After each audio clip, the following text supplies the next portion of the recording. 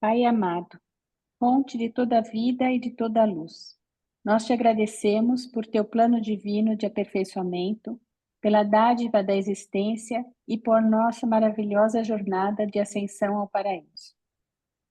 Pai eterno, nós te louvamos por habitares em nós por meio do teu fragmento divino, o ajustador do pensamento, o nosso guia fiel que nos inspira a escolher sempre a verdade, a buscar a beleza e a viver a bondade em cada passo do caminho. Somos gratos também por teu Filho Jesus, que viveu entre nós e nos revelou o teu verdadeiro rosto de Pai, e que, ao regressar a ti, nos enviou o Espírito da Verdade para iluminar as nossas decisões, confortar os nossos corações e fortalecer a nossa fé diante das incertezas do mundo. Pai universal, nós te pedimos a fé viva de Jesus, a fé que confia plenamente em ti e que não vacila, mesmo em meio às provações, e que transforma a dor em serviço e o medo em coragem. Concede-nos a graça de sermos o reflexo da tua luz nesse mundo. Que os nossos pensamentos, palavras e ações revelem a tua presença em nós, e que ao sermos guiados pelo ajustador e conduzidos pelo Espírito da Verdade, possamos viver como teus filhos, firmes no propósito de fazer a tua vontade. Que assim seja por toda a eternidade. Amém. Bem, muito obrigado, Chuchu. Muito bem, então vamos lá continuar nossa leitura aqui. Eu vou compartilhar o texto do livro nessa parte que nós paramos e precisamos aí de alguém para nos ajudar com a leitura. Quem quer nos ajudar? Pega a senha, pega a senha, não Eu vamos posso brigar. ajudar. Vamos lá, Ângela, muito obrigado. Pode começar? Pode. 3. O dia no acampamento. Os apóstolos passaram a maior parte do dia caminhando pelo Monte das Oliveiras e conversando com os discípulos que estavam acampados com eles. Mas no início da tardinha ficaram muito desejosos de ver Jesus retornar. Com o decorrer do dia, inquietaram-se cada vez mais quanto à segurança dele, e sem ele sentiram-se inexprimivelmente sós. Houve muito debate durante o dia sobre se deveria ter permitido ao mestre sair sozinho pelas colinas, acompanhado apenas por um garoto de recados. Embora nenhum homem exprimisse abertamente os seus pensamentos, não havia nenhum entre eles, salvo Judas Iscariotes, que não preferisse estar no lugar de João Marcos. Foi no meio da tarde que Natanael fez o seu discurso sobre o desejo supremo para cerca de meia dúzia de apóstolos e meia dúzia de discípulos, concluindo o discurso desta forma: o que há de errado com a maioria de nós é que nos entregamos apenas com a metade do nosso coração. Não amamos ao Mestre como ele nos ama. Se quiséssemos todos, tanto quanto João Marcos, ir junto, ele certamente nos teria levado a todos. Ficamos quietos. Já o rapaz aproximou-se do mestre e ofereceu-lhe a cesta. E quando o mestre pegou-a, o jovem não a soltou. E assim o mestre nos deixou aqui, enquanto foi para as colinas com a cesta, o rapaz e tudo. Por volta de 4 horas, alguns corredores chegaram até Davi Zebedeu, trazendo-lhe notícias da sua mãe em Betsaida e da mãe de Jesus.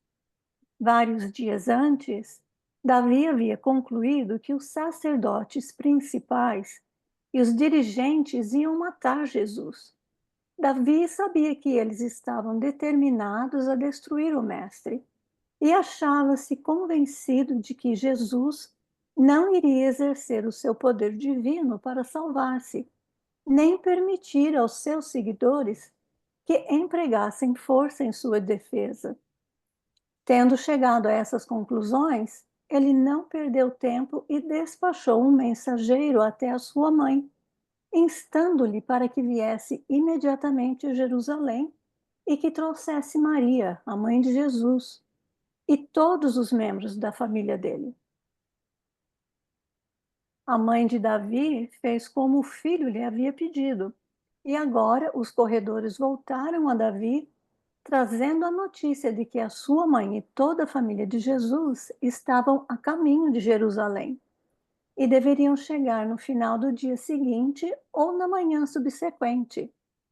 Já que Davi havia feito isso por sua própria iniciativa, ele pensou que seria prudente guardar consigo essa informação e não contou a ninguém. Portanto, que a família de Jesus estava a caminho de Jerusalém. Pouco depois do meio-dia, mais de 20 daqueles gregos que tinham estado com Jesus e os 12 na casa de José de Arimateia chegaram ao acampamento. E Pedro e João passaram várias horas em conversa com eles. Esses gregos, ou ao menos alguns deles, estavam bastante avançados nos conhecimentos do reino, tendo sido instruídos por Rodan em Alexandria. Naquela noite, depois de retornar ao acampamento, Jesus conversou com os gregos e ele teria ordenado esses 20 gregos, tal como havia feito com os 70, não tivesse sido pelo fato de que uma ação assim teria deixado seus apóstolos e muitos dos seus discípulos principais bastante perturbados. Enquanto tudo isso acontecia no acampamento, em Jerusalém, os sacerdotes principais e os anciães ficaram surpreendidos por Jesus não ter voltado para falar às multidões. Na verdade, no dia anterior, quando deixou o templo, ele disse: entregue a vós fica a vossa própria casa em desolação. Mas eles não podiam entender por que ele estava disposto a renunciar à vantagem tão grande que tinha conseguido em vista da atitude amistosa da multidão. Embora eles temessem que ele fosse instigar na multidão um tumulto, as últimas palavras do Mestre diante dela tinham sido uma exortação para que ficasse de todas as maneiras razoáveis em conformidade com a autoridade daqueles que se colocavam no assento de Moisés.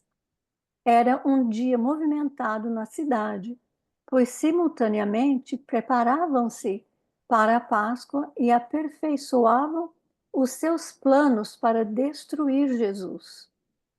Não veio muita gente ao acampamento, pois o seu estabelecimento tinha sido mantido como um segredo bem guardado por todos aqueles que sabiam da importância de ficar lá para Jesus em vez de ir a Betânia todas as noites. Obrigado, Uhum. Ângela. Muito bem, pessoal. Alguém quer se manifestar a respeito desse texto? Boa noite àqueles que chegaram enquanto a gente estava na leitura aí.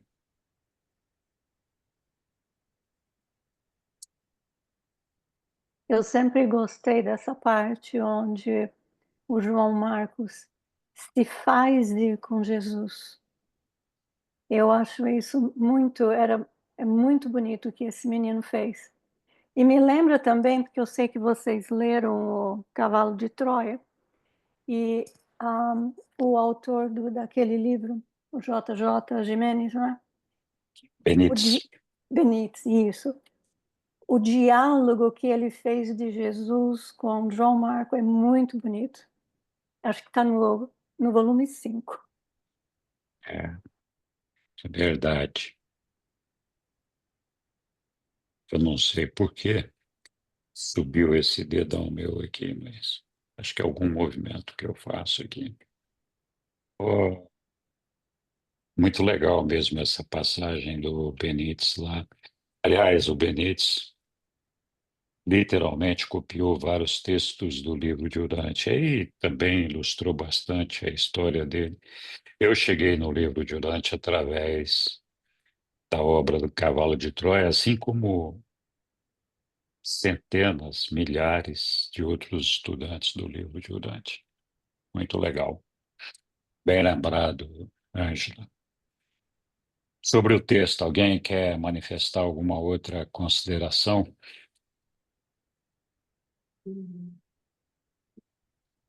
Gostaria, assim, de Fala. enfatizar um comportamento do Davi que eu acho, assim, admirável. Eu gosto muito do Davi, de toda a sua proatividade que ele tem, assim, ele é uma sensibilidade aí, e esse texto descreve várias situações que parecem um filme, né? Tudo que estava acontecendo ao mesmo tempo, a situação com o Davi, trazendo a mãe, sua mãe, depois as outras circunstâncias que estavam ocorrendo, né? Então, assim, me chamou muita atenção esse texto, e principalmente o fato do Davi já providenciar a chegada da mãe dele com a intuição que ele tinha.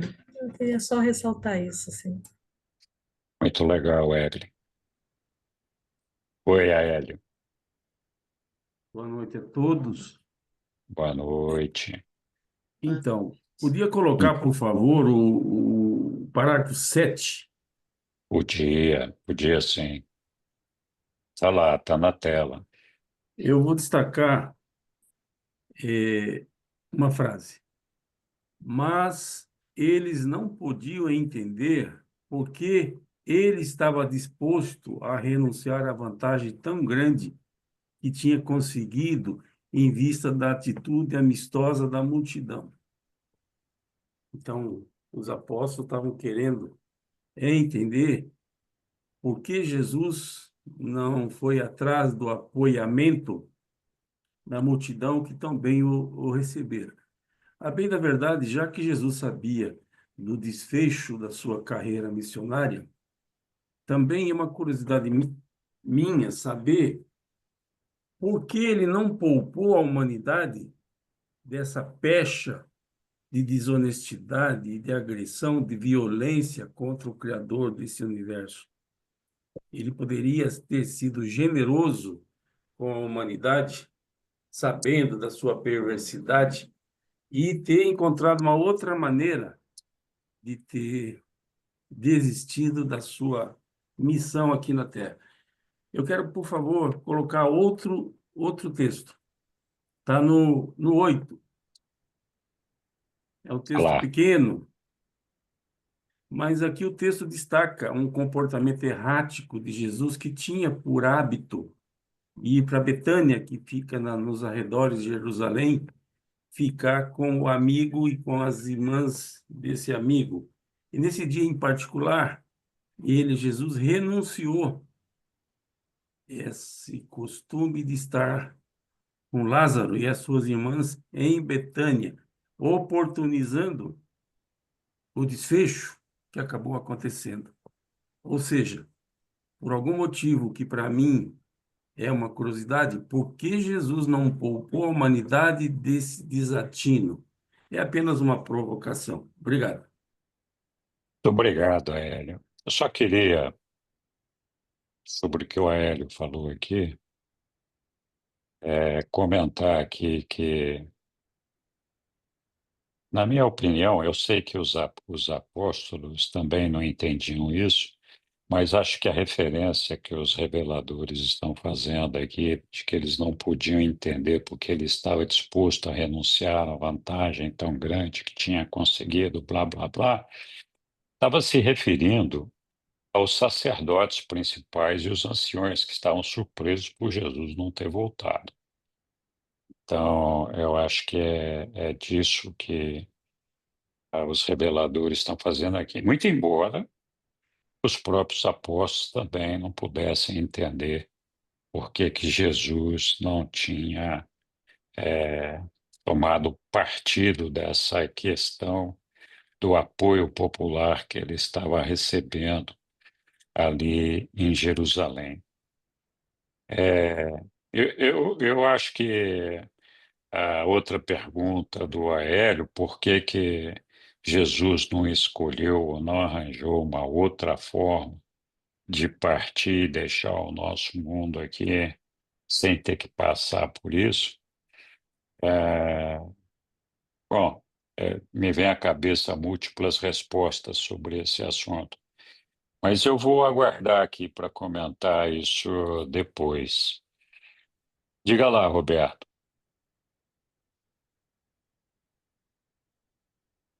Pessoal, a Egli comentou do Davi. Eu também fico muito admirado do Davi Zebedeu, o que ele fez, essas iniciativas. Para mim, ele era quase um apóstolo, um irmão de Jesus. E eu coloquei agora, estou colocando no grupo de estudo lá no WhatsApp, que no final Davi casou com Ruth. Vocês imaginam que casal poderoso, porque Ruth, a irmã de Jesus, ela é revelado que ela manteve a fé em Jesus Cristo. Então eu fico imaginando essa família do Davi Zebedeu e da Ruth de Jesus. Isso que eu queria comentar. Muito obrigado, Roberto. Oi, Egli. Eu gostaria de comentar a segunda provocação do Aélio, né, em relação a por que que ele não foi para Betânia. Possivelmente porque ele tinha presciência, Jesus, que os irmãos, o Lázaro já estava fugindo, né, saindo já desse local ali próximo a Jerusalém, porque já sabiam, ele, acho que ele até, não sei se eu estou certa aí, mas não sei se foi avisado ou Jesus pediu para que eles pudessem já ir para já junto com o Abner, né? Então ele não estava mais lá presente. Eu tenho a impressão que é isso, por esse motivo. Não estou certa, mas acho que é por causa disso, que ele não estava, já tinha ido embora e Jesus já sabia disso. A partida de Lázaro é, foi depois da ressurreição de Lázaro, né? Jesus pediu que ele fosse para junto de Abner lá para não ser caçado. Então, foi mais ou menos nessa época mesmo. Então, muito bem, eu queria destacar aqui sobre Davi.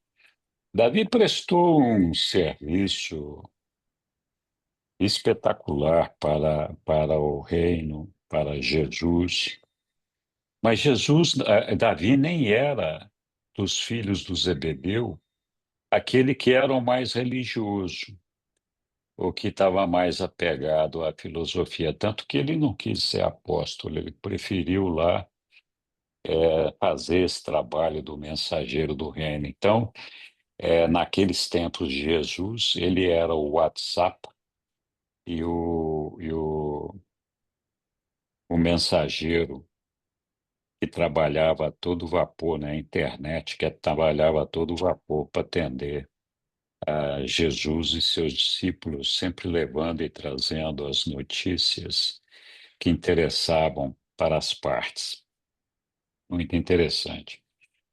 Também ele trouxe, veja bem, até Davi sabia que Jesus ia morrer ali. E ele tomou essa iniciativa de trazer a mãe dele, Salomé, né, e pedir que a mãe dele viesse juntamente com Maria, a mãe de Jesus, e a família de Jesus, porque ele já previa o desfecho disso, né? Os eventos que estavam acontecendo ali. Então, isso, eu acho que Jesus, de fato, se quisesse, poderia ter evitado a sua morte ali daquele jeito. Mas ele quis cumprir a vontade do Pai, que era cumprir a trajetória dele, com todo o envolvimento, com todo as consequências das ações equivocadas, do mal provocado pelas pessoas no nosso mundo. Nós fazemos parte de um todo, cada um de nós é uma célula desse todo, e cada erro que cada um de nós cometemos, cada pecado que cada um de nós cometemos, todos os outros membros dessa família, desse organismo vivo que é esse todo, esse cosmos, sofrem as consequências por isso, são afligidos por isso. A gente às vezes não se dá conta, mas nós cometemos muitos erros, não estou falando de pecados, por pura ignorância. O erro, nós estivemos falando disso na escola essa semana, o erro, ele é a escolha equivocada do caminho que nós devemos seguir, das ações que nós devemos tomar. É uma escolha equivocada por pura ignorância. E o erro representa o mal. Sempre que acontece um erro, a gente provoca um mal. Isso não quer dizer que esse mal é parte do maligno, é parte do malvado, é a malvadeza. Não, é uma consequência natural do erro. Nós já citamos em outras oportunidades. Pessoa que se encontra no trânsito e de repente está tudo travado. Minha cunhada ficou 10 horas no trânsito de São Paulo para cá, na Regis Bittencourt, porque teve um acidente ali. Então, quantas pessoas não foram afetadas por esse acidente? Os acidentes acontecem, mas ele aconteceu, todos os acidentes acontecem porque alguém se equivocou, alguém cometeu um erro. Voluntário ou não, desapercebido ou não, cometeu um erro. Então, todas as pessoas acabam sofrendo as consequências desse erro, né? Também já citei outros exemplos. O sujeito chega numa roda de gente, num lugar que tem bastante gente, com o som ligado a 200 decibéis, achando que é o máximo, incomodando todo mundo. E ainda fala assim, os incomodados que se mudem, né?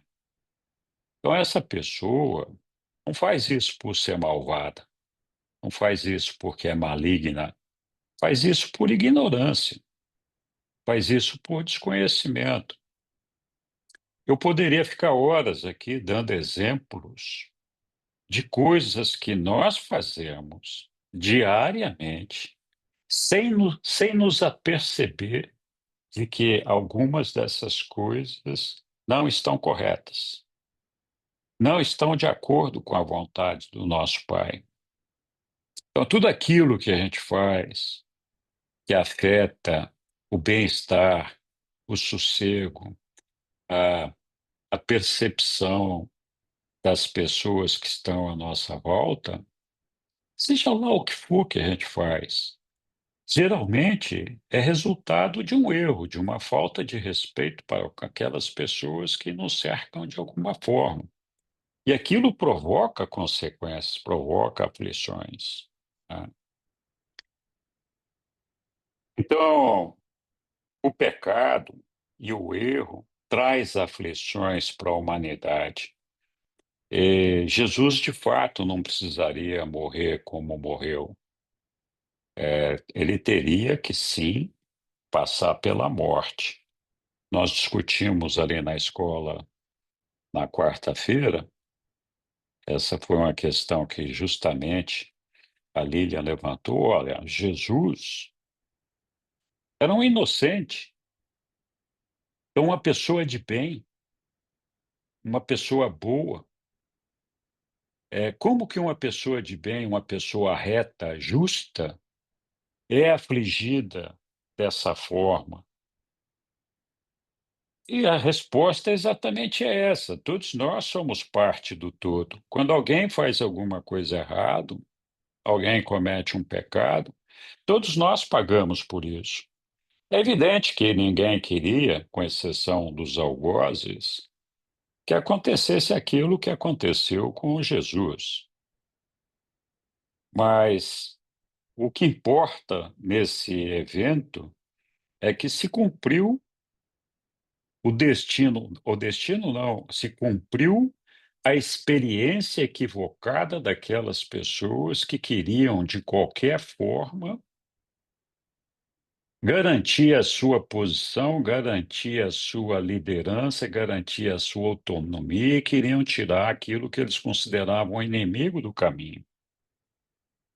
Eles usaram um procedimento equivocado, violento, para tirar Jesus do seu caminho e assegurar a sua permanência no poder, mas isso acontece hoje, todos os dias, não com crucificações de pregar o sujeito na cruz, mas com crucificações da moral, né, do emocional, do equilíbrio das pessoas, da sociedade, etc. Isso acontece todos os dias, né?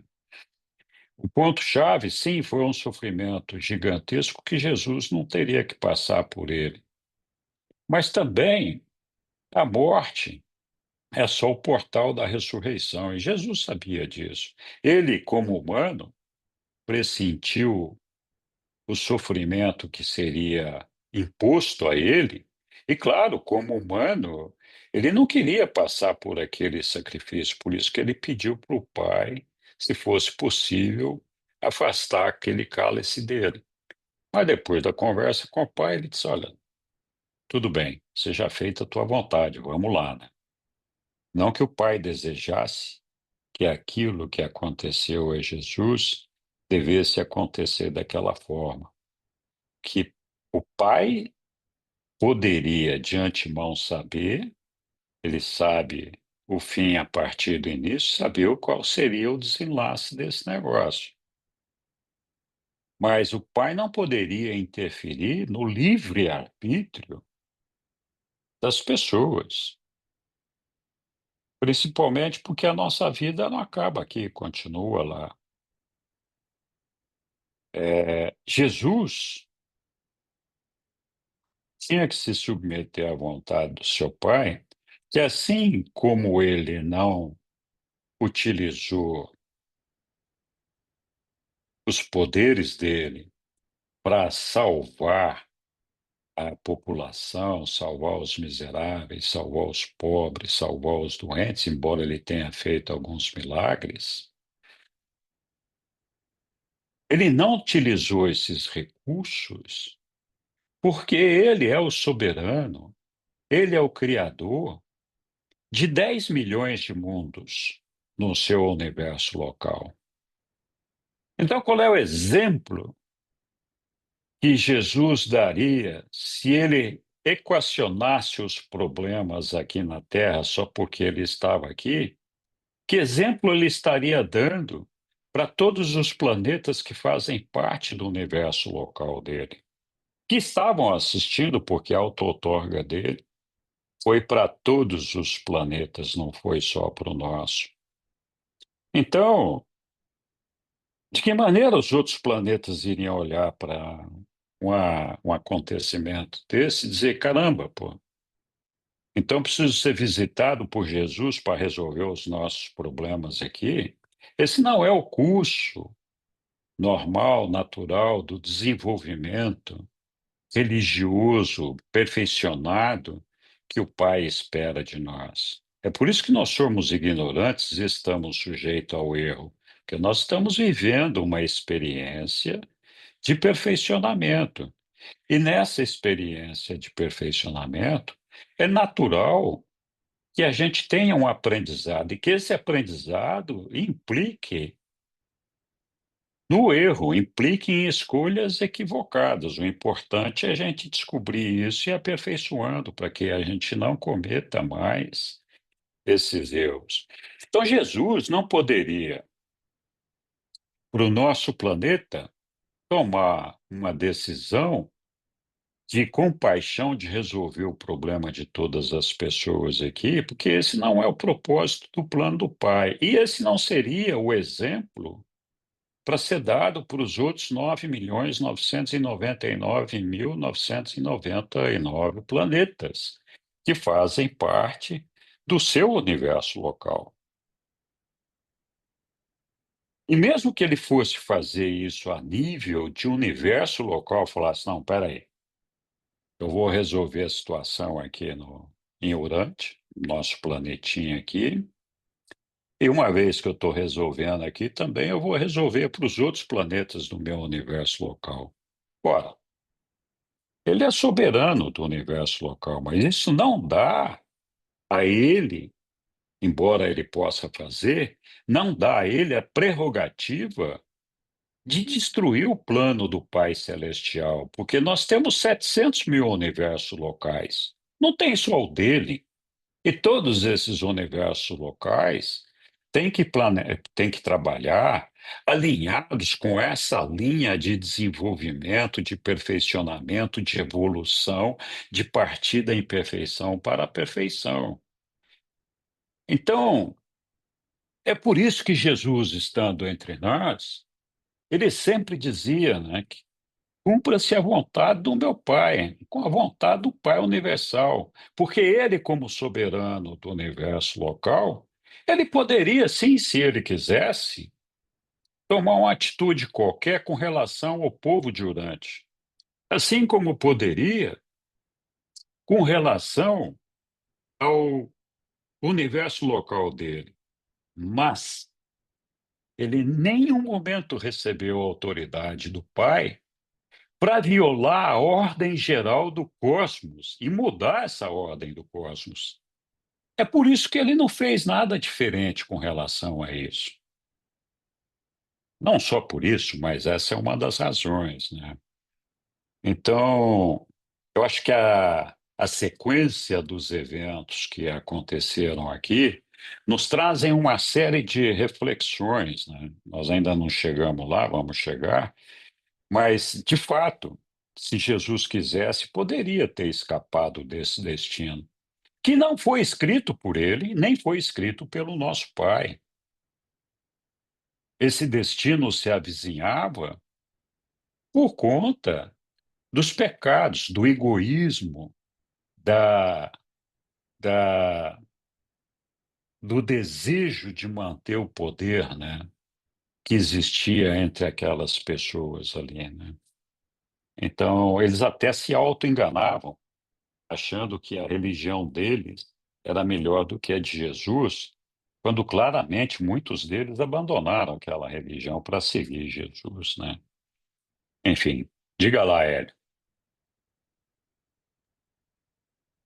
Eu me inscrevi apenas para comentar um parágrafo, uma parte de um parágrafo do texto lido hoje. Mas te ouvindo, eu fiquei com vontade de falar alguma coisa. Mas vamos Não primeiro fale. falar sobre o que eu me inscrevi originalmente. Por favor, coloca no parágrafo 2. Parágrafo 2. Está lá na tela. Então, me chamou a atenção e eu destaquei a fala do Natanael sobre o desejo supremo. E ele disse: o que há de errado com a maioria de nós é que nos entregamos apenas com a metade do nosso coração. Só dessa frase já sairia aqui vários minutos de considerações, não só em relação a Natanael e os seus correligionários, mas também com relação ao nosso comportamento dos dias atuais. Mas, enfim, fica aqui apenas como uma reflexão. E ele exaltou João Marcos, que disse: eu queria estar com Jesus e eu estou com Jesus e Jesus aceitou. E aí eles pensando, por que que nós não fizemos o mesmo? Bom, mas eu queria comentar sobre a tua fala, Henrique. Eu, eu passei recentemente por uma experiência muito complicada na Igreja Adventista, que estava estudando. E olha, eu deixei de ser adventista em 2019, mas eu continuo participando porque eu levo minha mulher aos sábados e para mim é muito ruim voltar para casa, então ou ficar ali em frente esperando. Então eu sento no banco e fico ouvindo ou participando com a intenção de entrar mudo e sair calado. Mas quem disse que eu consigo? E o assunto era sobre amor, justiça e misericórdia.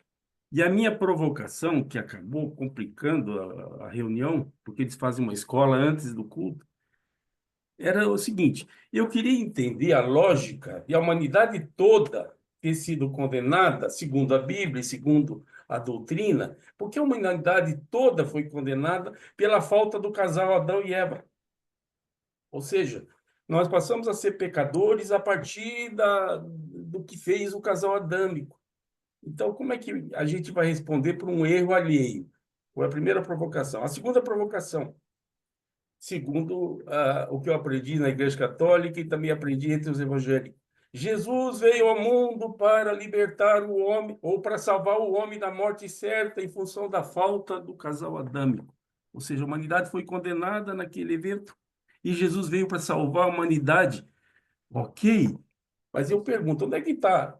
E só era possível que isso acontecesse se ele vertesse o próprio sangue, entregasse o próprio sangue. Não existia morte nenhuma que seria aceitável para reparar essa falta do casal adâmico e para reparar essa condenação da humanidade. Eu falei, mas onde é que está a misericórdia? Onde é que está o amor? Que coisa mais idiota. Nem nós, humanos, temos essa maldade, que para mim é maldade.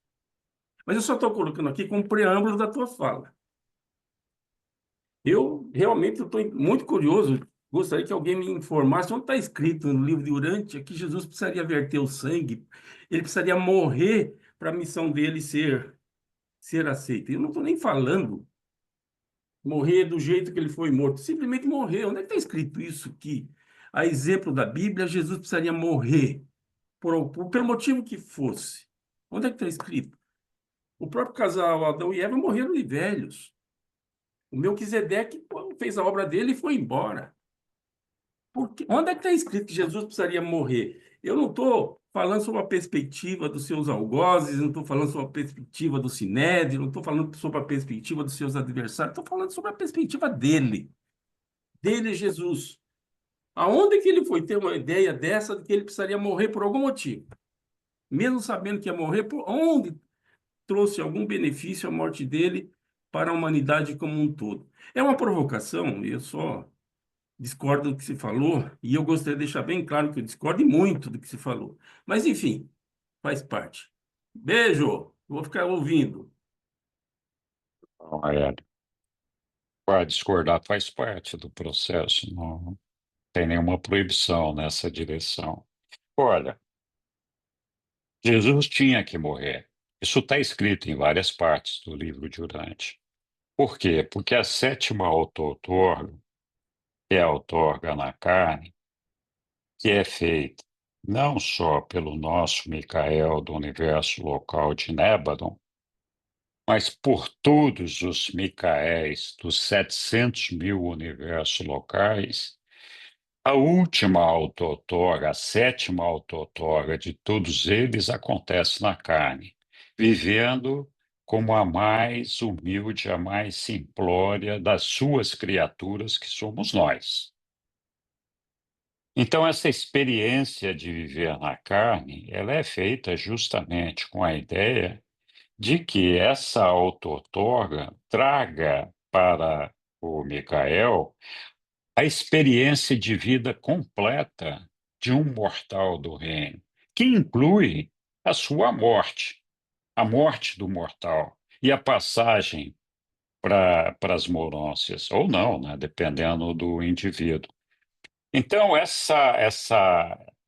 tem vários textos que falam da necessidade dos Micaéis no cumprimento da sua auto-outorga terem que morrer, passar a sua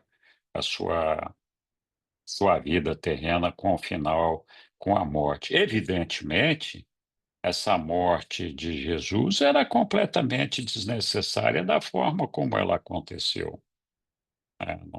Realmente não tinha. existe sim no meio cristão essa convicção do que você falou, de que nós somos descendentes de Adão e Eva, de Adão e Eva. Adão e Eva teriam sido o primeiro casal e os pais da humanidade aqui na Terra, segundo a Bíblia, coisa que todos nós sabemos que não é. Também fala lá na Bíblia, e Jesus comentou disso no documento 148. Jesus diz: olha, vocês acham que esse negócio todo aconteceu? O estágio que vocês se encontram aqui é de que porque o Deus criou o homem perfeito, se referindo a Adão e Eva, e ele teria caído em desgraça, e Deus teria se arrependido de ter feito o homem. E é por isso que ele castigou o homem para viver todos os seus pecados, esse negócio todo. Isso é uma crença derivada de algumas escrituras do Antigo Testamento que não fazem o menor sentido. Inclusive, Jesus cita para Tomé, se não me falha a memória, olha, vocês acreditam nessas coisas, por que você não leu o texto inteiro lá, na parte onde diz que Caim, depois de ter matado Abel, fugiu para a terra de Nod? Mas quem diabos era Nod? Se Adão e Eva eram os primeiros habitantes do planeta, e Abel e Caim eram os filhos de Adão, de onde saiu esse Nod, que está ali na Bíblia? Como poderia existir esse Nod se Adão e Eva eram os primeiros habitantes do planeta? E aí diz que se casou com uma mulher ali, e também diz que os filhos dos deuses começaram a casar com essas mulheres e outras coisas. Então, a própria Bíblia se contradiz nessa questão de que Adão e Eva seria o pai da humanidade. Assim como muitos de nós recebemos uma educação, um entendimento equivocado de que nós somos descendentes da melhor perfeição que teria sido Adão e Eva. Nós nunca fomos descendentes da melhor perfeição. Os pais da humanidade são ando e fundo, eles nunca foram perfeitos em nada. Nós somos, sim, uma criação da melhor perfeição, porque nós fomos criados pelo Pai Universal. Mas nós não temos nada a ver com Adão e Eva. Aliás, Adão e Eva falharam no seu intento aqui e não conseguiram cumprir o papel que eles tinham designado para nós aqui.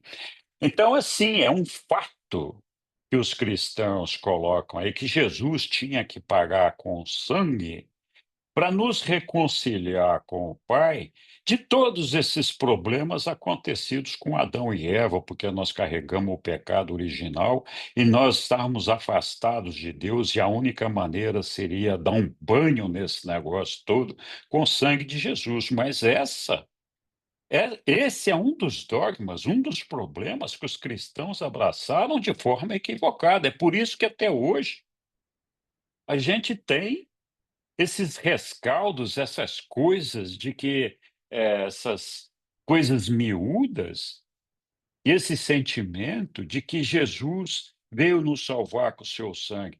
Ué, se for essa a ideia, ele falhou completamente, porque nós continuamos tão ignorantes, tão atrasados, como nós éramos quando ele chegou aqui. Então ele tem que voltar aqui para resolver o problema, né? Então, eu não acho que Jesus deu um banho de sangue para nos reconciliar com o Pai. Em nenhum momento eu tinha falado isso antes, né? Então, se ficou essa impressão, eu faço questão de corrigir agora. Jesus tinha que morrer, fazia parte da sua autotorga. A morte dele, da maneira como ocorreu, foi completamente desnecessária. E é resultado, sim, dos erros, dos pecados cometidos pelos homens, onde geralmente os inocentes pagam pelos pecadores. O filho que está na barriga da grávida lá, que da mãe que se droga, que nasce com problemas, o bebê que está ali é um inocente, ele vai pagar pelo erro da mãe. Estou citando esse exemplo aqui, mas tem milhões de outros exemplos onde nós pagamos pelos nossos erros. A gente fica gordo porque come demais, fica bêbado porque bebe demais. A gente se droga, fica viciado, não tem? Então, assim, o ser humano muitas vezes não percebe que ele mesmo provoca as suas aflições, e as suas aflições geralmente provocam aflições sobre inocentes, sobre gente que não tem nada a ver com isso, né? Faz parte desse organismo vivo. Então, assim, quando você corta o dedo, sai sangue. Sai sangue não é porque você furou o coração, sai sangue porque naquele lugar tem sangue, porque é parte, aquele dedo é parte do seu corpo, é parte do seu organismo, né? Assim somos nós, parte desse todo, parte desse organismo que a gente chama de cosmos, né? Hélio, obrigado por ter levantado essa questão aí. E obrigado por discordar, discorde sempre. Pois então, meu caro, tem um ditado popular que diz que em boca fechada não entra mosca.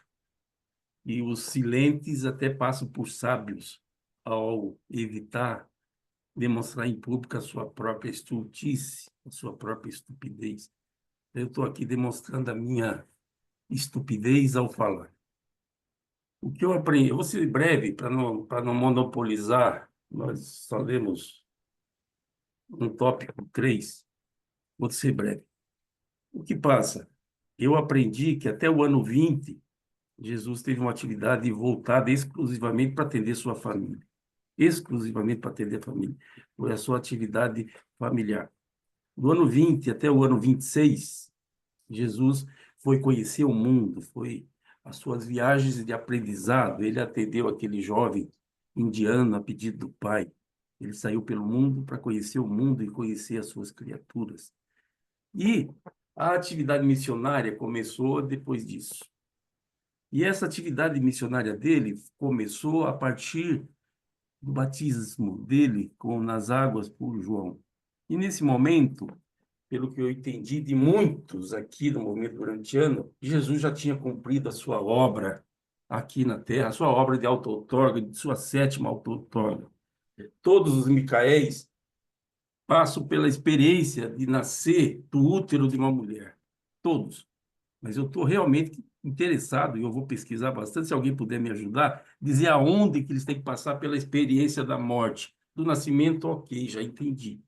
Ou seja, Jesus já teria cumprido a sua auto-outorga na terra no momento do batizado, ele precisava mesmo morrer. Mas, enfim, você trouxe essa informação e me despertou curiosidade. Procura Eu lá, vou pesquisar, meu cara, e a gente volta em outra pesquisa. oportunidade. Mas não Obrigado, fica obrigado. só na pesquisa. Quando você achar, traz aqui. Fala, ah, achei aqui, ó. O Henrique Você me tinha razão. conhece, meu querido. Você sabe que eu não vou guardar só para mim. Você me conhece. Um abraço, beijo. Obrigado, tchau. Oi, Sidney. Aélio, eu sou a luz, o caminho e a vida. O caminho, ele tinha que fazer o caminho. Ele tinha que morrer, tinha que ressuscitar no primeiro mundo, passar por todas as muitas nações, como nós queremos fazer. Ele tinha que mostrar o caminho. Por isso que ele teve que morrer, não daquela forma lá, mas para mostrar o caminho. É assim que funciona. Vocês aprenderam? Então, é assim. É por isso que ele tinha que morrer. Porque faz parte da nossa vida a morte, correto? É mais ou menos por aí. Obrigado. Viu? Nossa. Eu estava procurando aqui a passagem e achei aqui, é o documento 20, é o 20, 62. Isso. Se quiserem colocar na tela aí, porque não é na parte da crucificação que fala disso, é na parte dos filhos criadores. Sim, sim, sim. Eu posso pôr aqui na tela. Vamos lá, 26:2, né? Isso. Documento 20, 62. Estou procurando aqui, tá? Para depois colocar na tela. Aqui, achei. Vou compartilhar aqui com vocês aqui.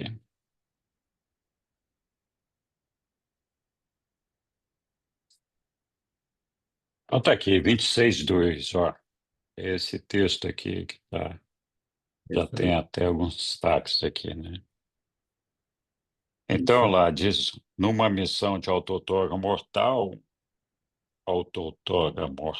um filho do paraíso sempre nasce de mulher e cresce como uma criança masculina do reino, como fez Jesus em Urante. Esses filhos do serviço supremo passam pela infância, pela juventude, até a maturidade, exatamente como faz o ser humano. Sob todos os aspectos, tornam-se como os mortais da raça na qual nasceram. Fazem pedidos ao Pai, como fazem os filhos do reino em que servem. Do ponto de vista material, esses filhos humanos divinos vivem vidas comuns, com uma única exceção: não geram nenhuma progenie nos mundos de sua permanência. Essa é a restrição universal imposta a todos os filhos do paraíso que fazem essa autuação. Mas não é aqui ainda. É É um pouquinho. 26:8. É vinte e seguindo seis mais, é seguindo oito. mais. É aqui mesmo que Ah, fala. É no 26:8. 8. Ah, É no vinte e 8. seis oito. É Continua. isso. Aqui. Aí. E, Quando a encarnação mortal termina, o avonal em serviço encaminha-se ao paraíso e é aceito Não, pelo Pai peraí. Universal. Não é é um É esse? pouquinho isso antes. mesmo. É um pouquinho antes. Só um pouquinho. É o 7, desculpa. Quando não são levados à morte pela violência. Aí. Então, quando não são levados à morte pela violência, os filhos auto-otorgados abandonam voluntariamente suas vidas e passam pelos portais da morte, não para satisfazer as exigências da severa justiça ou da ira divina, mas antes para completar a auto-outorga, para beber do cálice da carreira da encarnação e da experiência pessoal de tudo que constitui a vida de uma criatura, do modo como é vivida nos planetas de existência mortal. A auto-outorga, a doação de si própria, é uma necessidade planetária do universo. É a morte física, nada mais é do que uma parte necessária em uma missão de auto-outorga. E um pouquinho lá em cima está escrito: ó, um filho auto-outorgado deve encontrar a morte, deve passar por toda a experiência real dos mortais dos reinos, mas que essa morte seja violenta ou incomum não é um quesito do plano divino. Porque no caso de Jesus foi muito cruel. Ó, tem É. aqui no 6:6, mas vós não deveis nutrir a ideia de que ele sempre tem o trágico fim que teve o vosso Filho Criador, que visitou o vosso mundo há cerca de 19 séculos. A experiência extraordinária e estranhamente cruel pela qual que Jesus de Nazaré passou em Urântia, a ser conhecida no universo local como o mundo da cruz, não se faz necessário um tratamento tão desumano que seja dispensado a um Filho de Deus.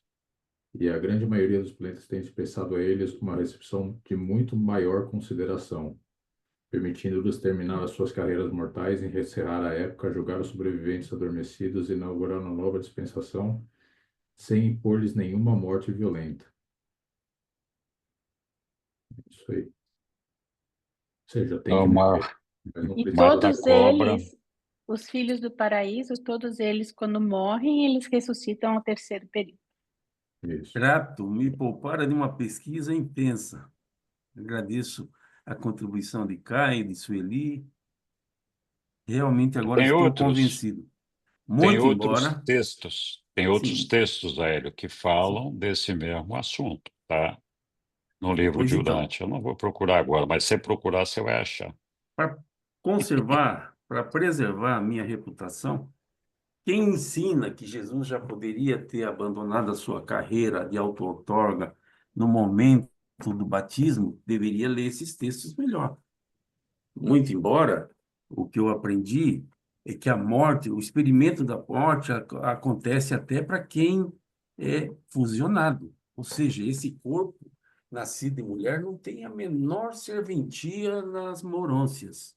Ou seja, ele sequer é transportado para as morôncias. Esse corpo é destruído, fica para trás. E nós vamos chamar essa destruição de morte. Quer dizer, mesmo que não haja doença, mesmo que não haja violência, esse corpo é destruído. E essa destruição desse corpo, para nós até agora, é morte. Eu só estou aqui provocando mais um pouquinho. Então, quem gosta de estudar, que pesquise mais. Ou pelo menos reconsidere essa de que Jesus já podia ter ido embora com sucesso quando foi batizado. Grato, Ok, desculpe nós incomodar o... podemos. Não, não, a gente não vai deixar passar. Está provocando, tem que. Senão todo mundo vai ficar aqui com cara de tacho, dizer, pô, o cara provocou, ninguém respondeu. Não. A auto-outorga, a sétima auto-outorga, implica realmente que o Micael tenha que viver a vida humana, inclusive a morte. Mas a missão da auto-outorga está completada quando o Micael, encarnado, chega ao ponto que seria de fusão com o seu ajustador do pensamento, que esse é o âmago da questão, é o ponto forte.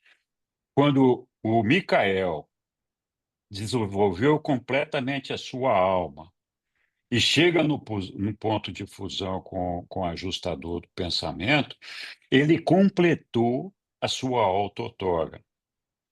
Como o Jesus não era um cara fusionável, porque o nosso Micael já é um ser espiritual, não poderia formar um novo ser espiritual pela fusão ali, ele não sendo fusionável, porque se ele fosse fusionável, ele teria se fusionado ali e caput, teria ido embora do nosso planeta com seu corpo desmanchando em carruagens de fogo, como os reveladores falam ali. Então, uma vez que ele não se fusionou, mas ele chegou no âmago da questão, ele alcançou o objetivo dele de desenvolver a sua alma, ele cumpriu a sua missão. Agora, ele continuava tendo que abandonar o nosso planeta aqui como um ser encarnado e tinha que morrer. Então, a morte acontece porque eles não podem se fusionar. Que se eles pudessem se fusionar, não teria, mas a missão já estava completada. Então, Viu, Henrique? depois nós podemos estudar mais esse assunto, viu? Não, Tudo bem? Oi, Caio. só para complementar um pouco mais, tá? Tem duas fases principais da vida de um filho criador, e uma é até essa pseudo-fusão dele com o ajustador, que não é uma fusão, de verdade o ajustador se personaliza, que isso é a experiência, é a aquisição de uma experiência desde o mais não desenvolvido, né, até o desenvolvimento completo do ser humano, tá? Essa é a primeira fase. E aí é dito no livro de Dante que, cumprida essa fase, ele se dedica o resto da vida dele à revelação que ele tem que dar ao Pai, por exemplo, porque aqui foi a escolha de Jesus, mas poderia ser outro tipo de missão magisterial, tá? Então, a primeira parte é uma ministração de si próprio, e a segunda parte é uma ministração às raças, né? E aí sim, quando terminar dessa ministração às raças, ele tem que desencarnar do mesmo jeito que nós desencarnaríamos, né? Exatamente. Infelizmente, eu imagino que se não fosse a violência toda, né, e o problema que houve com o Sinédrio e toda a raiva que foi gerada ali com Jesus, ele pudesse ter tido um tempo de ministração muito maior, né? Mas ele Com já sabia certeza. o que aconteceria, ele preparou tanto os discípulos deles, os apóstolos, né, para conseguir espalhar a mensagem, né? Ele sabia que ele não ia conseguir ficar aqui por muito mais tempo. É isso mesmo, Caio. Obrigado. Eu não sei se atendemos aí as dúvidas do Aéreo. Hoje ele está jantando ali junto com a gente aqui, mas espero que esteja bom esse biscoito aí. Oi, Moacir. Oi. Eu vejo da seguinte forma, fazer até uma pergunta. Jesus viveu 30 e poucos anos. Se ele tivesse vivido 80, 90, 70, não seria melhor isso? E uma morte natural?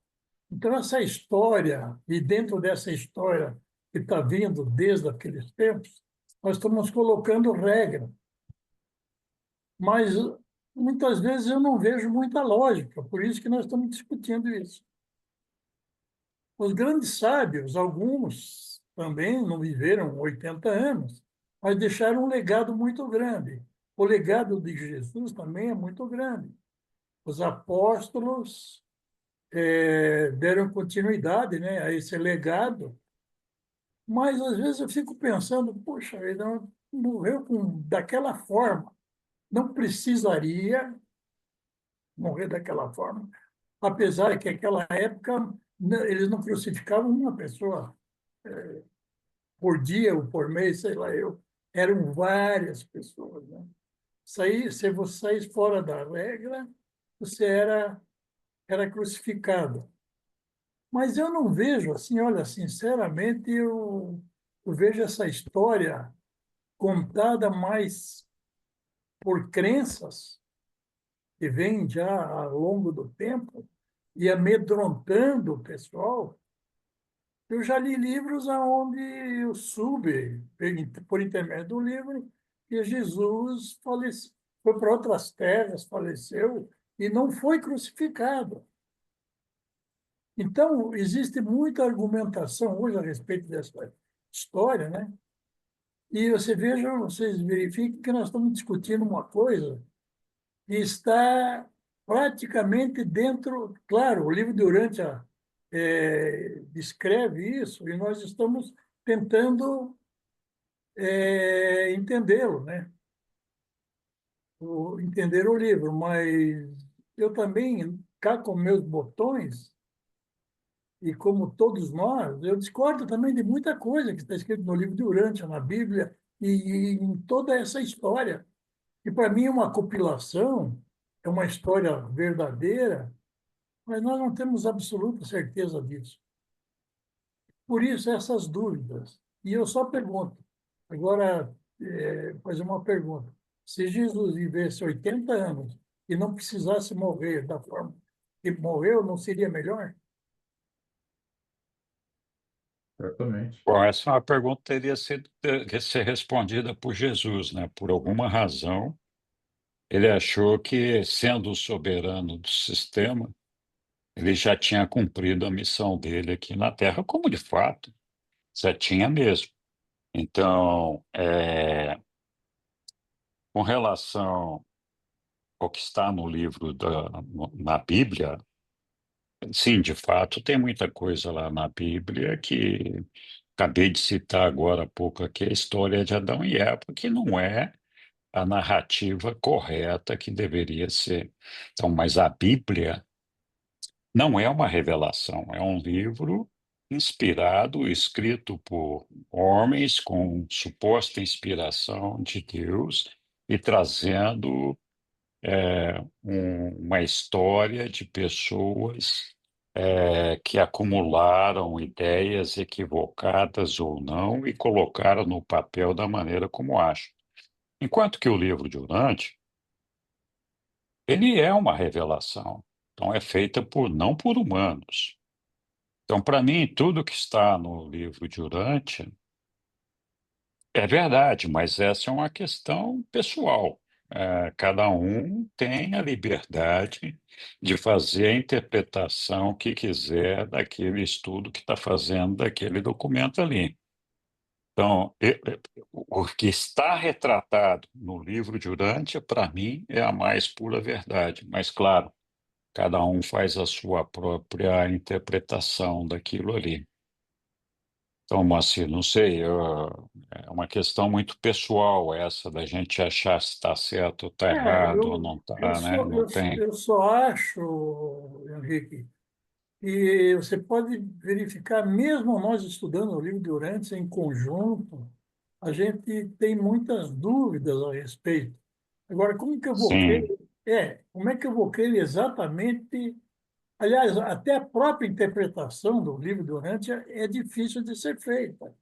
Então, cabe a mim e a nós termos certas suspeitas, né? Então, por isso, essa divergência, né? Na verdade, eu só acho, sempre pensei nisso, Jesus viver 37 anos, né? Não sei quantos anos exatamente, que o livro Durante diz, é que ele poderia ter vivido mais e teria um legado até... Legado não, o legado dele é extraordinário. Os apóstolos conseguiram fazer com que transferiram, né, toda essa, esse legado de Jesus para a humanidade. Isso está escrito, agora cabe a nós a interpretação, né? é. É assim, os reveladores nos dizem que a dúvida, a suspeita, é a fonte da busca da verdade.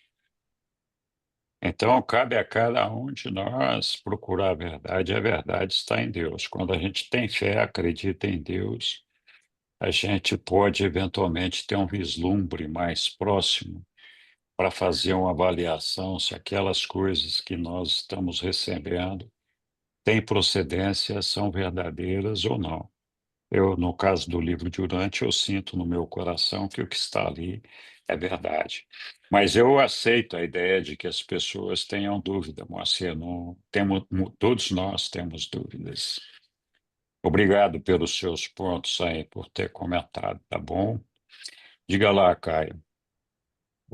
Primeiro, com o que o Moacir falou aí, Moacir, primeiro, nunca perca esse negócio de contestar, de duvidar, né? Eu acho que isso daí é o que é razoável para todo mundo que tá realmente tem uma sinceridade em querer aprender, né? O que o livro fala. E eu passei uma parte da minha vida tentando desacreditar o livro de verdade, lendo e falando, ah, cara, isso aqui não é possível, não é desse jeito, etc. E o único jeito de você saber o que é verdade ou não, tem coisas que é simplesmente a fé. E a fé é uma coisa tua, né? Tua com o teu ajustador. Então, sempre você tem alguém que você pode perguntar se algo é real ou se não é. Do resto, a gente sempre vai ter dúvidas, né? Do que é verdade, do que não é verdade. Então, sempre é um exercício de fé, né? Com respeito ao voltando ali a Jesus, acho que tem duas coisas no livro de Jonante que a gente muitas vezes subestima um pouco o impacto, tá? Uma é a parte da administração pública de Jesus. Se vocês forem ver, ele ficou nem 3 anos fazendo ministração pública, tá? É uma carreira de um orador público, etc., muito, extremamente curta. Se bobear, uma das mais curtas de um instrutor religioso nesse mundo, né? Acho que a maioria dos instrutores religiosos aí tem carreiras muito maiores do que essa de 3 anos, né? E olha o impacto que gerou na história da Terra, tá? Então, é uma coisa, assim, de um impacto enorme, tá? Por quê? Porque dentro dos ensinamentos ali, apesar da imprecisão e dos problemas que houveram dos apóstolos, né, de ter algum nível de distorção da mensagem, mas eram ensinamentos que continham verdades, né? E a verdade era poderosa, né? Então, alguma verdade existia e essa verdade fez todo o impacto que fez, né? Outro que a gente subestima muito é o impacto, por exemplo, da raça violeta na, na nossa história, né? Na história do planeta. Se vocês forem ver, ali na saída do primeiro jardim, tinha mil e poucos indivíduos, né, de raça pura. É muito pouco, é muito pouco. E mesmo assim, a gente tem ou eles falam que artes, gosto pela música e essas coisas mais elevadas são heranças desse sangue, né? Que a gente recebeu muito pouquinho, tá? Então, as coisas que são verdadeiras, que são reais, elas geram um impacto muito maior, exponencialmente maior do que o que foi feito ali, né? Porque são coisas que se multiplicam dentro da gente, se multiplicam no mundo, né? Então, Jesus, eu acho que seria um desejo enorme que não tivesse sido 3 anos a parte pública dele, que tivesse sido muito mais, né? Infelizmente não foi possível, mas olha as lições que foram dadas, né? É uma coisa magnífica. Então, a missão foi cumprida e o que era para se dar a mensagem ali foi cumprido. E eu acho que hoje o desafio da humanidade é resgatar a mensagem real, né? Que a mensagem real ela foi perdida um pouco, né? Pela imperfeição de todos nós, né? E as instituições que levaram as mensagens, tudo se perdeu um pouco a mensagem. E existem caminhos para esse resgate da mensagem. E um dos caminhos é o livro de Lântia, tem outros caminhos mais de muitos crentes de várias religiões que hoje têm um conceito da mensagem mais próximo do que foi realmente a mensagem de Jesus, né? Não precisa ser necessariamente o que está no livro. Obrigado, Caio. Oi, Angélica, tá com a mãozinha levantada aí, já está até preta de esperar a mãozinha aí.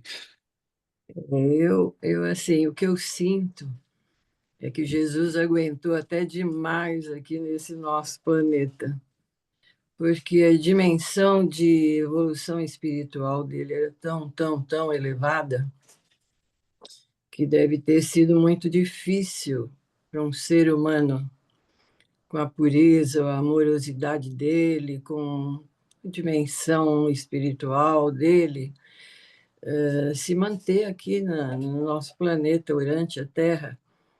Então, eu concordo plenamente que ele foi cedo, sim, teve uma morte prematura, como muitos outros. Eu faço parte também de um outro grupo, onde o fundador também faleceu com 41 anos e deixou também um ensinamento maravilhoso. Então, são seres que realmente têm missões muito maiores saindo daqui.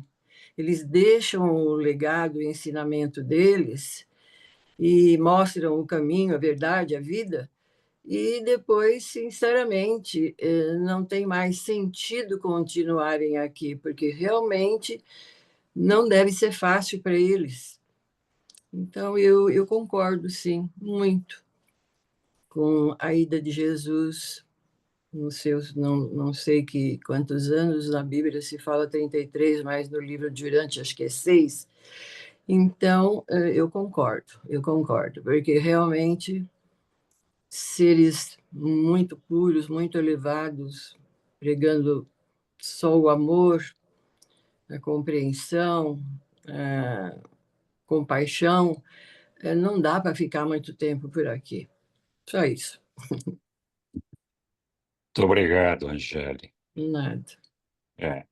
Eu penso Eu acho que assim, posso dar o meu palpitezinho de uns pode, centavos? claro, claro, todos podem. E se nós não sabemos o que passou pela cabeça dele, certo? Ele tinha família, não é? Ele tinha, nessas alturas, 7 irmãos, tinha os cunhados, cunhadas, a mãe. E se, ao invés dele morrer, dele, ok, vai acontecer, eu morro e pronto, e se eles começassem a matar, a judiar os parentes dele? Tem que ver nisso, entende? Eu passei por isso na vida. O meu medo não era que acontecesse comigo, mas que acontecesse com a minha filha, com a minha mãe, com meu irmão. Então, tem tudo isso que nós tem que pôr no caderninho de perguntas para quando chegar lá. E se lembre que ele Obrigada. instruiu os apóstolos a fugirem, né? Quando a violência chegasse. Ele falou que a violência ia chegar, como ia chegar, quando o exército entrasse de Roma, etc. Ele instruiu os apóstolos a fugirem, porque ele sabia que talvez o jeito mais eficiente de salvar o ensinamento dele era salvar os mensageiros e ele se entregar para saciar uma sede de vingança ali que o Sinédrio tinha, né? Então, acho que foi muito bem pensado, né, no lado dele. Muito bom, Caio. Oi, Lúcia. Mas, na verdade, acho que é o Balma que está ali escondido atrás da tela negra.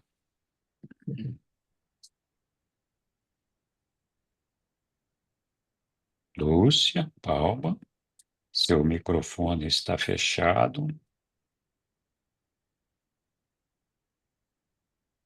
Eu vou passar para a Dani aqui, tá bom? Sou eu. Rafa? Então vai. Mesmo. Desculpe aí, Fala. tá fechado. Não, é É, assim, o que é que eu penso? Eu estava ouvindo todo mundo aí e eu estava aqui só raciocinando. Eu acho que nós estamos muito assim preocupados e ligados com o físico de Jesus. Jesus quis mostrar para nós que nós estamos além do físico, sabe? Então a gente está muito voltado para o físico, porque ele morreu novo, porque isso, porque aquilo outro. Então, assim, na minha concepção, a gente não está vendo o que está por trás do físico, certo? O físico para Jesus naquele momento já não existia, porque ele não era mais o físico, ele já era uma outra coisa, ele já era ele próprio, Deus, né? Ele. E a Angélica falou uma coisa: o caminho, a verdade e a vida. E é isso aí, são coisas que a gente tem que estar muito, na minha concepção, muito consciente. O que é o caminho, né? Que é, na verdade, uma jornada interior, né? O que é a verdade? É o reconhecimento da unidade, nós com o próprio Deus.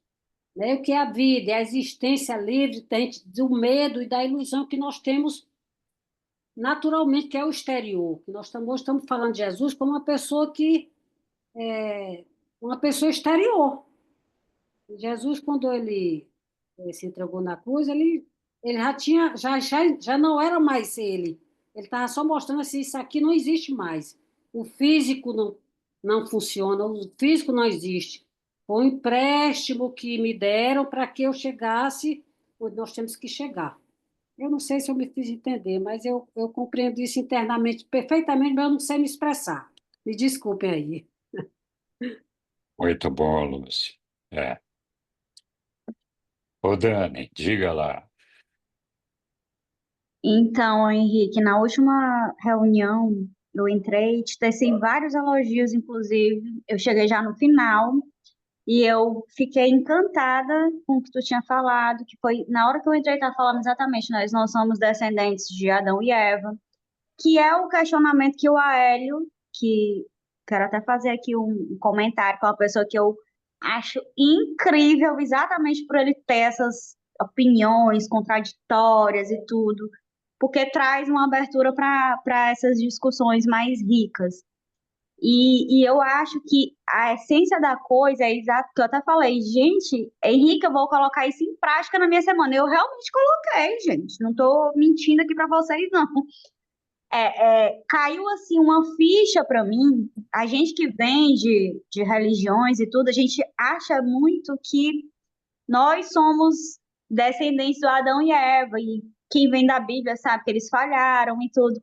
Eu acho que essa essência de saber de fato que você não é aquele descendente do Adão e da Eva é que muda tudo, assim, e que a essência do livro de Urântia também traz para a gente, porque é muito sutil, entre aspas, mas porque faz muita diferença, é um impacto muito grande. Independentemente dessas discussões, Jesus, o não sei o quê, não, você saber que você não é descendente, você não, enfim, como a última que falou aí, que eu esqueci aqui, não sei quem foi. Não sei se eu me fiz entender, mas tô aqui falando, sabe? Acho que é isso. E que foi o que o Hélio levantou o questionamento inicialmente aí. Obrigado, Dani. A Dani está comentando isso daí porque na aula de quarta-feira da escola foi discutido esse tema de Adão e Eva. nós falamos, abordamos essa mesma questão, por isso que ela está levantando aqui. É, de fato, essa questão entre os cristãos do pecado original, da falha adâmica, de Deus ter se arrependido de ter feito o homem, de Jesus ter vindo reconciliar o homem com Deus, com seu próprio sangue, bababá, é uma crença cristã fundamentada em cima desses ensinamentos que estão em algumas escrituras da Bíblia e que distorceram completamente toda a história e toda a realidade, e que faz com que nós tenhamos na nossa cultura, a gente carregue essas cracas, esses dogmas impregnados em nós, e a gente tem uma dificuldade danada de se livrar disso. E é por isso que o livro de Urântia é maravilhoso, no sentido de mostrar, olha, aqui na Terra, a humanidade começou com Anton e Fonta, há 1 milhão de anos atrás. Adão e Eva estiveram entre nós aqui há 37, 38 mil anos. Ou seja, foi ontem que Adão e Eva estiveram aqui. 1 milhão de anos antes já existia o homem, né? Então, essas distorções acabaram fazendo com que os cristãos levantassem uma série de crenças e dogmas que não ajudam em nada o nosso desenvolvimento espiritual. É preciso a gente se livrar dessas crenças para entender que não é assim, né? Eu me lembro de um período de busca meu que a gente tinha que voltar para casa. O significado de voltar para casa é ser recebido de volta pelo nosso Pai, porque nós teríamos que restabelecer a nossa perfeição que tinha sido perdida com a queda de Adão e Eva. Então, eu tinha deixado de ser perfeito também, porque Adão e Eva tinham caído. E para recuperar a minha, a minha casa com Deus, eu tinha que expurgar isso daí, pagar todos esses pecados. E a lista de coisas que eu tinha que fazer para superar isso era um negócio absurdo, impossível de ser cumprido, né? Então, eu imagino que muitos de nós passamos por situações semelhantes. É importante a gente se libertar da escravidão dessas ideias equivocadas e abrir a nossa mente para a ideia de que o nosso Pai Celestial é um ser de amor muito maior do que é o nosso Pai terreno. O nosso Pai, ele está conosco antes de que nós possamos ser tratados exatamente como filhos. Aqui a gente é filho de Deus, pode ser considerado filho de Deus pela nossa fé. Quando nós realmente temos fé em Deus, e essa fé nos dá essa convicção da existência de Deus e da criação dos homens e da irmandade dos homens. Antes que a gente tenha essa fé, nem filhos pela fé nós podemos ser considerados. E mesmo assim, o Pai está lá nos habitando para nos conduzir até Ele, para fazer com que nós venhamos a ser filhos dele, né? E o filho evolucionário, ascendente, é aquele que já alcançou a fusão com o seu ajustador do pensamento, portanto, construiu essa alma e alcançou a fusão com o ajustador do pensamento. Mas nós já somos aqui filhos pela nossa fé. Então, se a gente não tem essa lucidez sobre a figura do nosso Pai, de um ser de amor que nos criou num ambiente de imperfeição para que nós pudéssemos evoluir para chegar até a perfeição do nosso Pai, nós fazemos milhões de conjecturas completamente equivocadas, né? A gente precisa sempre lembrar que nós nascemos imperfeitos e que o nosso objetivo é chegar na perfeição do nosso Pai. E principalmente que o nosso Pai está do nosso lado, é o que ele falou. Eu vou caminhar do teu lado o tempo todo. Eu vou me afligir com as tuas aflições. Quando você precisar, se segure em mim. Pega aqui na minha mão. Nós vamos junto para chegar até lá. Então, a perfeição, a imperfeição, implica na vivência de um ambiente onde nós desconhecemos a maioria das coisas que nós temos que conhecer, nós temos que aprender. Esse é um aprendizado. E muitas vezes a gente se põe contra esse aprendizado. A gente acha que nós estamos sendo afligidos, quando, na verdade, nós estamos sendo testados e provados para o nosso crescimento. Nós já discutimos outras vezes. A gente precisa de tolerância, a gente convive com as pessoas que demandam tolerância da nossa parte, que é para aprender essa tolerância, aprender a ter respeito, né? Muito bem. Alguém mais quer levantar algum comentário sobre essa questão? Eu acho que quero falar uma coisinha. Fala, Angélica. Assim, para o Moacir. Moacir, o que me prende no livro de Urântia não é só, claro, o ensinamento, esse teria que ter prioridade. Mas quando eu estou diante de um Henrique, de uma Sueli, de uma Lilian, de um Dalmolin, de um Roberto, enfim, desses grandes buscadores, como agora estamos tendo também o Caio no grupo, que conhece o livro do começo ao fim, são pessoas tão inteligentes que se aprofundaram tanto que eu realmente não tenho dúvida de que eu estou sendo seguida por algo maravilhoso. Eu realmente não sou uma grande estudiosa, não. Sou uma grande participativa, porque ainda sou muito dona de casa e tenho idade, então meu círculo de amizade, meu círculo de busca é grande, e eu não tenho muito tempo, às vezes, para sentar e estudar, não que eu não goste. Mas eu me prendo muito vendo esses seres, sabe? Que às vezes eu falo, não, são gênios, são sábios, o que que eles são? Mas isso me prende bastante, me prende muito, porque eu não estou na mão de leigos, não estou na mão de qualquer buscador de igreja, e gente que frequenta a igreja, ou sei lá, outras igrejas.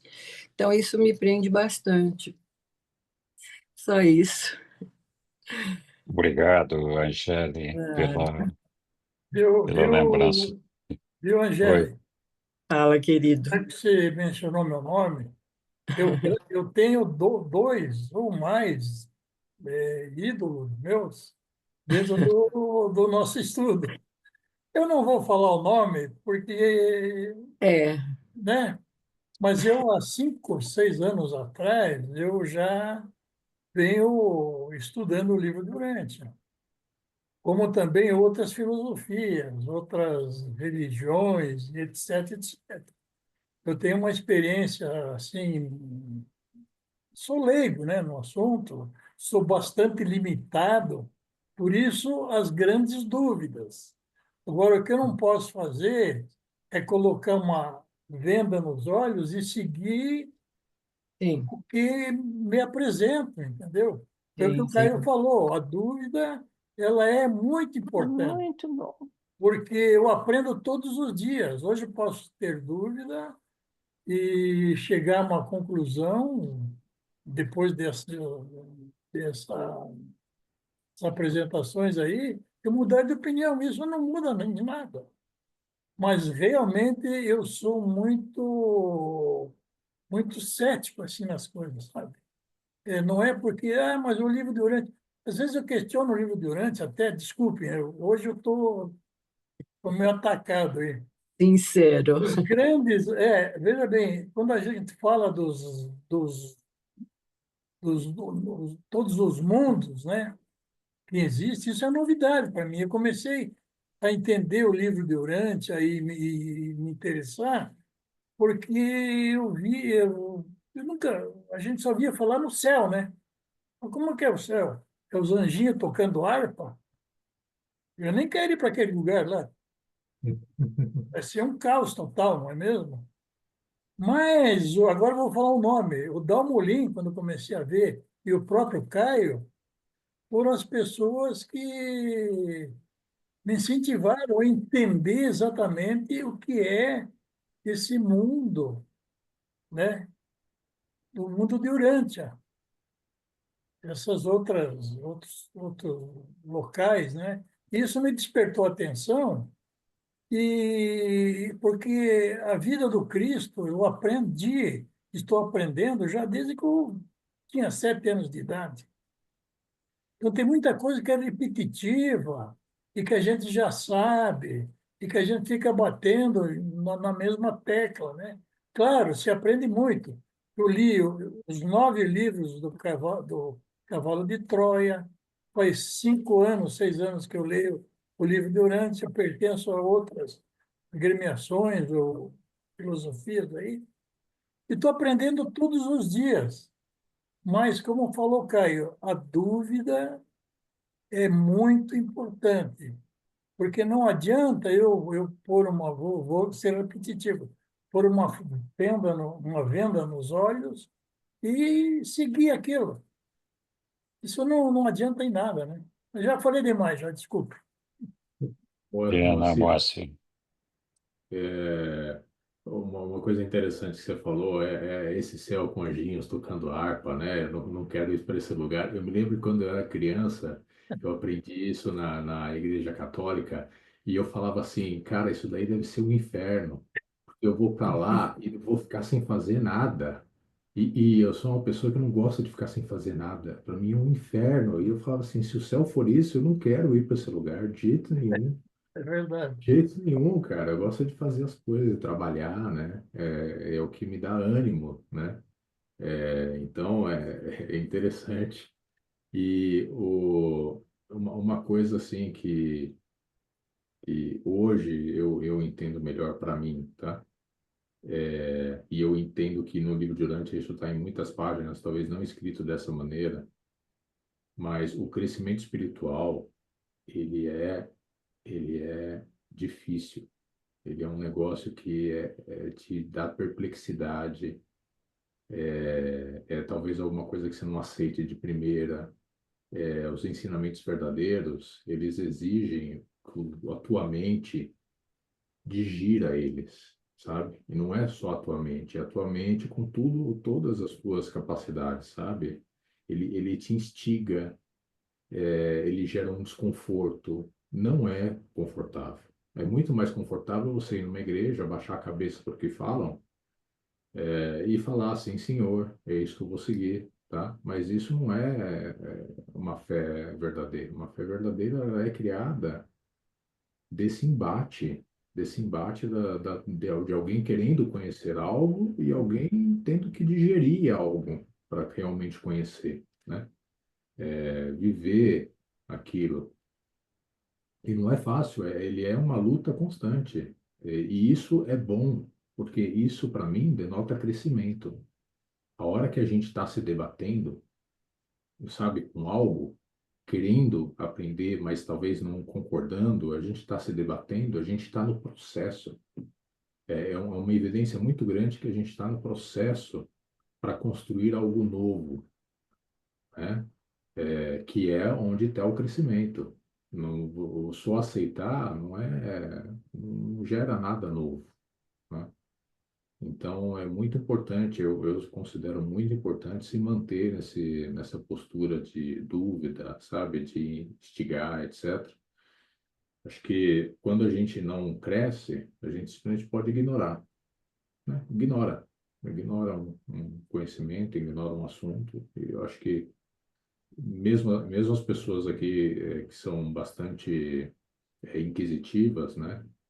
Eu não vejo nenhum de vocês que vem com dúvidas sinceras, o Aélio, que muitas vezes vem com dúvidas bem sinceras.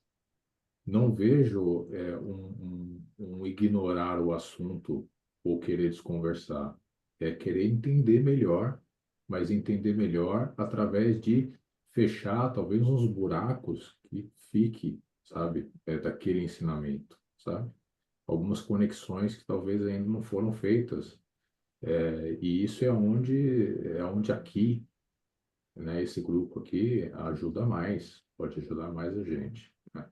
Porque cada um aqui tem sua vivência, tem sua história, tem seus embates. Eu tenho certeza aqui que muitos de vocês tiveram muitos embates, né, com o livro até aceitar, né? Mas tudo isso tem um valor imenso, né, para a gente, né? E esse negócio de gostar de uma pessoa, de outra, etc. Acho que aqui o importante é a gente crescer junto. A gente está aqui, né? Somos todos aqui imperfeitos. A gente só está fazendo tentativas, cada um do seu modo, né? De chegar a um destino comum. E todos nós somos imperfeitos nas nossas tentativas, né? E então, no fim das contas, a admiração que a gente pode ter é a admiração lá final, né? A Deus. E o resto são caminhos. São caminhos que a gente, né, cada um de nós aqui dá talvez um caminho novo, né, um caminho diferente, talvez um caminho que bata mais com a gente, né, com o outro. Então, que estamos todos no mesmo barco remando, né? Espero que para no mesmo sentido. Obrigado, Caio. Obrigado, Moacir. Só tem dúvida quem procura a verdade. Se não procura, não tem dúvida. Então, muito bom. Muito bem, pessoal. Mais alguém quer falar de alguma das coisas que nós já discutimos aqui hoje ou alguma coisa nova?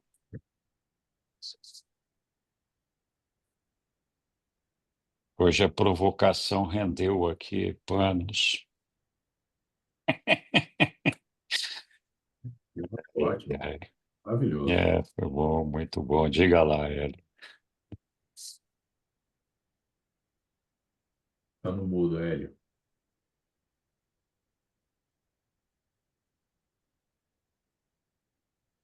Seu microfone está fechado, Hélio. Desculpe. Eu estava dizendo O o seguinte: biscoito.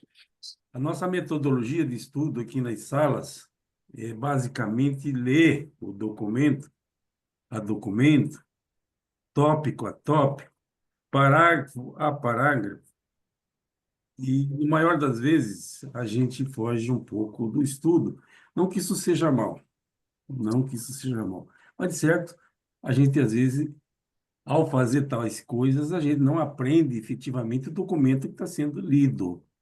A gente acaba ganhando outros conhecimentos, outros experimentos, outros aprendizados. Mas o documento que a gente está lendo, a gente passa por cima.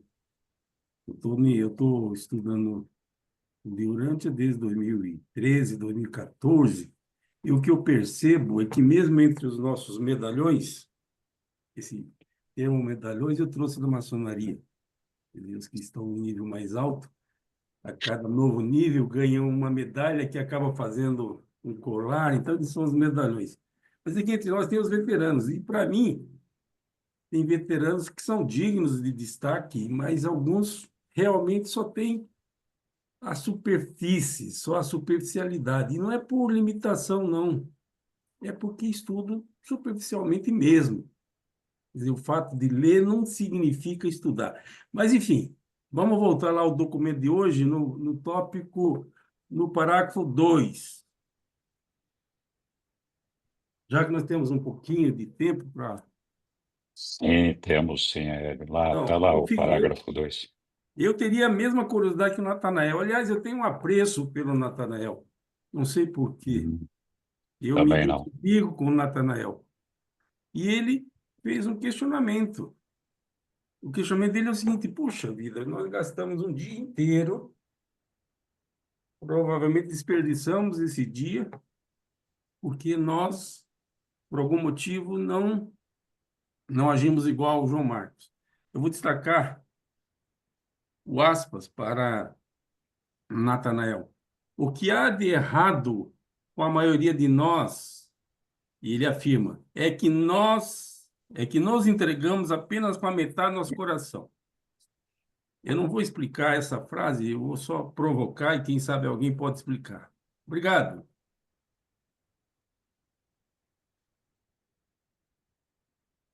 Muito bem. Não sei se alguém quer responder, mas diga lá, Roberto. Olha, eu acho que a chave da interpretação está em que significa se entregar a Deus com metade do coração. Tem uma outra afirmação fundamental no Evangelho do Amor de Jesus que diz assim: amar a Deus sobre todas as coisas, com todas as forças, entendimento, alma e coração. O que significa amar a Deus com todo o coração? Todas as forças do corpo, todo o entendimento da mente, toda a alma, e agora a minha resposta: todos os níveis de vida do coração. Então, essas duas frases, amar a Deus com as forças do corpo, entendimento da mente, a alma e o coração. E o que é o coração pela metade? Eu não uso todas as forças do meu corpo no meu amor a Deus.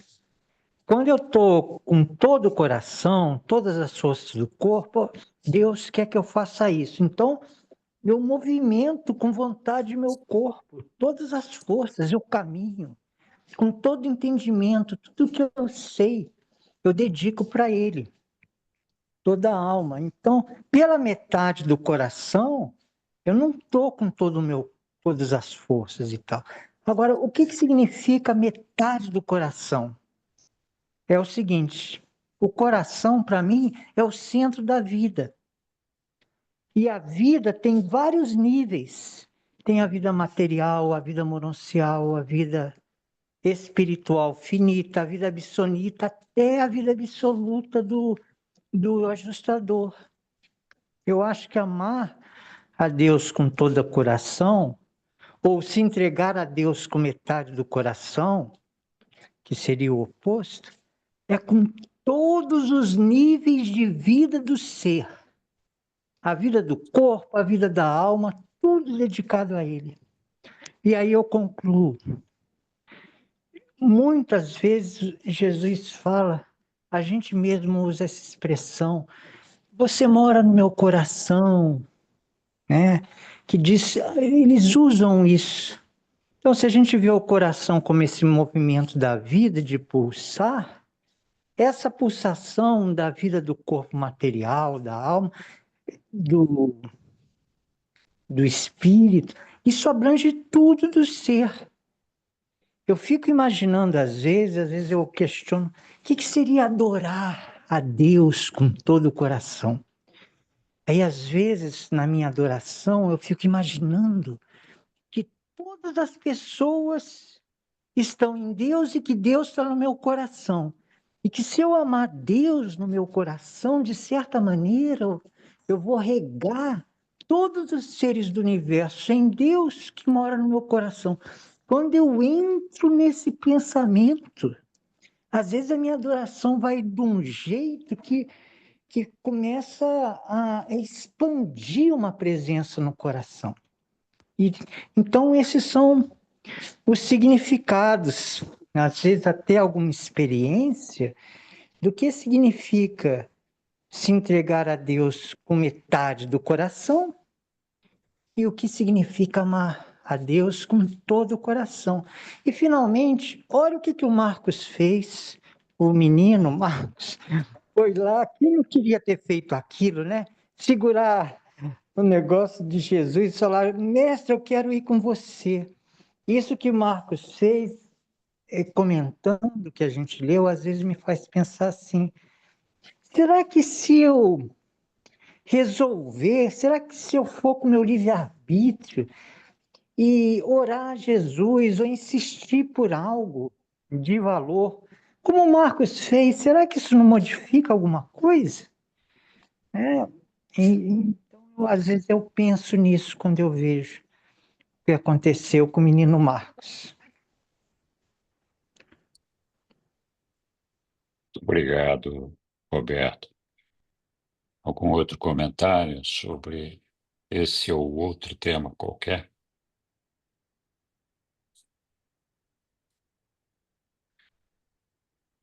Eu acho que assim, o que o Natanael colocou ali tem um fundo de uma realidade que é nossa, que é justamente o da gente titubear na falta da certeza da nossa fé, da nossa crença no nosso Pai. Então, isso acontece quando a gente não consegue manter a nossa retidão, manter a nossa lealdade, porque a nossa fé não é suficientemente forte para fazer com que a gente tenha essa determinação.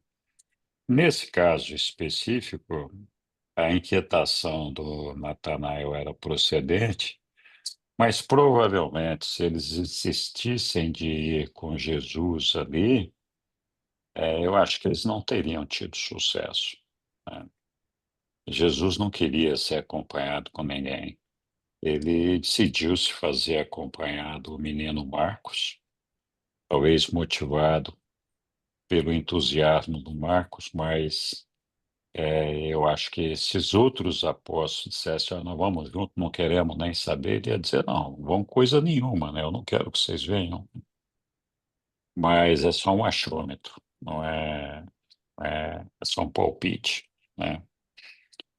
Porque Tudo bem. Oi. eu imagino que é só uma imaginação, né? Que o Natanael vinha o ímpeto do João Marcos ali, né?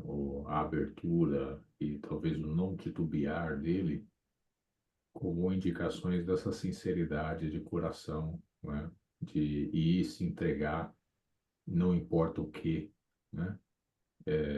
Para estar ali com Jesus, etc. E talvez ele se tivesse algum remorso de não ver isso nele mesmo e nos outros apóstolos, né? Sim, sim, Eu acho que muito na vida de Jesus, e que está escrito ali no livro de Urântia, tem muitos exemplos desse tipo. Se lembra quando teve um dos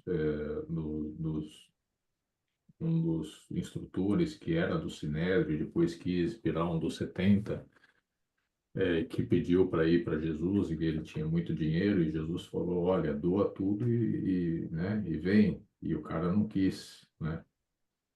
uhum, E aí até perguntaram os apóstolos para ele, nossa, a gente tem que, né, se desfazer de tudo para estar contigo, né? E ele falou, não, olha, não é isso. O problema é que aquela pessoa, esqueci o nome não sei se é Amós, alguma coisa assim.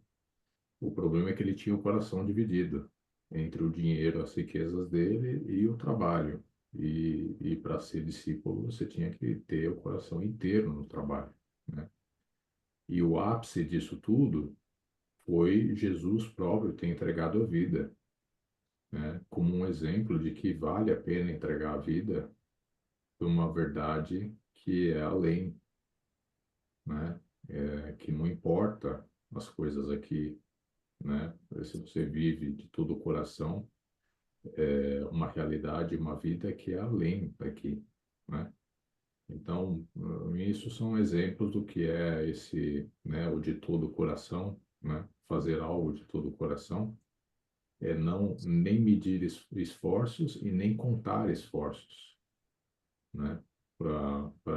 No sentido do que você acredita, né? De todo o coração. Então, para mim tem vários exemplos ali do que seria esse fazer de todo o coração, né? Muito bom, Caio. Bem lembrado. Muito bem, pessoal. Mais alguém?